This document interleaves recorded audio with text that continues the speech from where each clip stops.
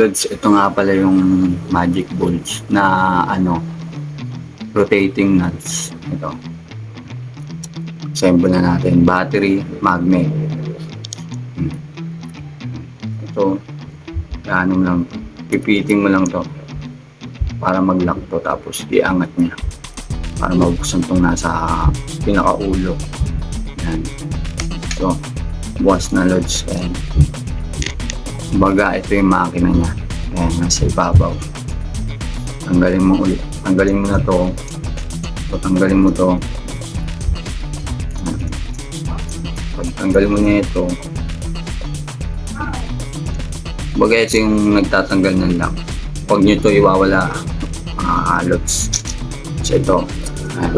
So, itong battery. Isa lang. Isang battery lang. Ayan, isang battery lang. Ilalagay mo sa ibabaw. Ayan. Ito yung positive.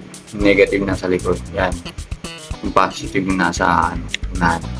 Gaganon mo lang yung loads. So, ayan. Idiinan mo lang. Maglalak na yung loads. Ayan na. Ayan. Papasok mo tong nuts. May makina yan sa loob loads ha. Baka hindi nyo alam. May makina yan. Ewan ko, maliit lang yun eh. Tapos yan, papasok mo yan. Huwag mo siya isasagad loads ha. Kasi pagka nasagad siya, maiipit. Malalak ng sobra. Hindi siya gagana.